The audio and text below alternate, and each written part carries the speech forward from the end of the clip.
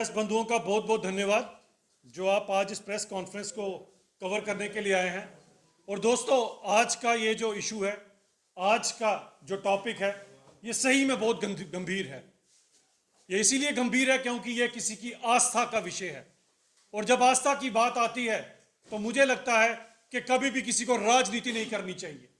और जो कोई भी आस्था के विषय में अगर राजनीति करता है तो मुझे पता है, जो मैंने आज तक देखा है, ऐसे लोगों को फिर भगवान, अल्लाह, वाहेगुरु खुद ही सबक सिखाते हैं। यही कारण रहा कि आज जो विषय मैं आपके बीच में लेकर आ रहा हूं, इस विषय के ऊपर मैं ये चाहूंगा कि आपके माध्यम से सभी के सभी लोग इसका फैसला करें कि क्या किसी जगह के मुख्यमंत्री, किसी यूटी के मुख्यमंत्री या किसी भी संवैधानिक पोस्ट पे बैठे हुए किसी इंसान को किसी धर्म विशेष का मजाक उड़ाना चाहिए। ये आप लोग फैसला करें। और मैं आज जिस कॉन्टेक्स्ट में बात कर रहा हूं वो उमर अब्दुल्ला साहब के कॉन्टेक्स्ट में बात कर रहा हूं। और उमर अब्दुल्ला साहब ने जिस तरह से एक मजाक उड़ाते हुए 2 दिन पहले जी राम जी, जी मम्मी जी कहकर जो एक खिल्ली उड़ाई, जो मजाक उड़ाया उमर साहब, उसे हमें एतराज है। यह नहीं सहा जाएगा। अगर आप एक संवैधानिक पोस्ट पे रहकर वैसे भी अगर आप इस तरह के अपमान भरे शब्द यूज करेंगे और आप इस तरह की बात करेंगे तो उमर साहब, सबसे पहले आपको अपना खुद का इतिहास पता होना चाहिए। अगर आज आप अपना इतिहास भूल चुके हैं और आपके परिवार का क्या संबंध है प्रभु राम के साथ, अगर उमर साहब ये आप भूल चुके हैं तो बड़ा दुख है कि आपको अपनी खुद के परिवार की हिस्ट्री नहीं पता। उमर साहब, मुझे तो याद है ये कि आज से कोई 15 साल पहले शायद मैंने फारूक साहब को सुना था और फारूक साहब ने बड़ा प्यारा एक भजन गाया था, कब आओगे मेरे राम। और बड़े दिल से, बड़ी शिद्दत से मुझे लगता है, क्योंकि वो भजन मैंने खुद सुना था फारूक साहब को गाते हुए और हमारे जम्मू में ही यहां पर गाया था। और इतनी शिद्दत से फारूक साहब ने प्रभु राम को याद किया कि 2014 में प्रभु राम ने नरेंद्र मोदी जी को भेज दिया इस देश का प्रधानमंत्री बनाकर कि अब यहां पर सबका साथ, सबका विकास हो। और जैसे राज्य की कभी राम प्रभु ने कल्पना की थी, इस तरह भारत को अग्रसर करो ताकि 2047 में विकसित भारत बने। यह आपके पिताजी के गाए हुए भजन का भी कमाल हो सकता है। आपको आपके पिताजी में अगर आस्था नहीं है उमर साहब, तो मैं इसका कुछ नहीं कर सकता। आपको आपके पिताजी में आस्था नहीं है तो राम प्रभु में कहां होगी। थोड़ा सा पीछे चलते हैं और उमर साहब, शायद आपको अपने पिताजी के दादाजी का नाम शायद नहीं पता होगा। तो आपकी हिस्ट्री में, आपके इतिहास में, आपके बुजुर्गों में एक थे रघु राम कोल, उनके नाम में भी राम था।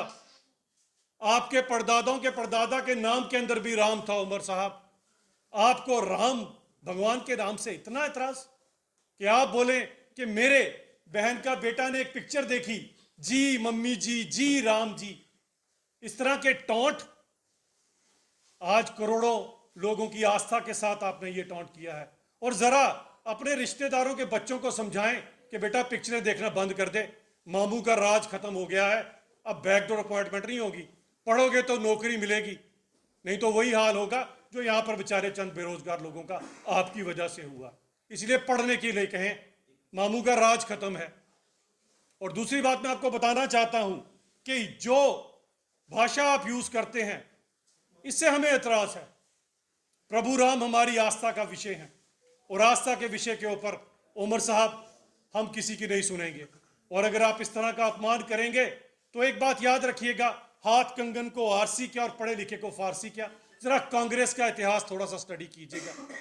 कांग्रेस ने भी जब प्रभु राम के ऊपर कटाक्ष करना शुरू किए, कांग्रेस ने जब कोर्ट के अंदर प्रभु राम के खिलाफ वकील खड़े कर दिए, तो आज कांग्रेस का क्या हाल है आपके सामने देख लीजिए। जहां जहां कांग्रेस जाती है वहां के लोग उन्हें राम राम सत्य कर देते हैं। ऐसा ना हो कि आपका भी वही हाल हो जाए जो कांग्रेस का हाल हो गया। इसीलिए याद रखिएगा, अगर आप अपने परदादों की इज्जत करें ना करें, अगर आप अपने पिताजी के गाए हुए भजन की आपको इज्जत हो ना हो, लेकिन प्रभु राम सबके लिए पूजनीय है। और प्रभु राम हिंदुओं की आस्था का विषय तो है, यहाँ के मुसलमान भी जो हैं वो भी प्रभु राम को बड़ी इज्जत की निगाह से देखते हैं, उनकी भी उनमें आस्था है। बहुत सारे आपको हमारे यहां पर भाई नजर आएंगे जिन्होंने अपना नाम, किसी ने अल्लाह राम बख्श रखा है, अल्लाह राम दीन रखा है। यह है हिंदुस्तान की सभ्यता। यहां पर किसी के मजहब के ऊपर कटाक्ष नहीं किया जाता। उमर साहब, बहुत दुख है कि जिस तरह से आपने जी मम्मी जी और जी राम जी कहा था। और रही बात कांग्रेस की, जो कांग्रेस आज मनरेगा वर्सेस जी राम जी कर रही है, मैं कांग्रेस से पूछना चाहता हूं कि अगर आज महात्मा गांधी जी हमारे बीच में होते तो उन्हें जी राम जी पसंद आता या मनरेगा पसंद आता? जरा पूछिए एक बारी, और अपने दिल पे हाथ रख के पूछिएगा कि आपकी उस मनरेगा के अंदर लोगों को केवल 100 दिन का रोजगार मिलता था, जी राम जी में 125 दिन का रोजगार मिल रहा, और रोजगार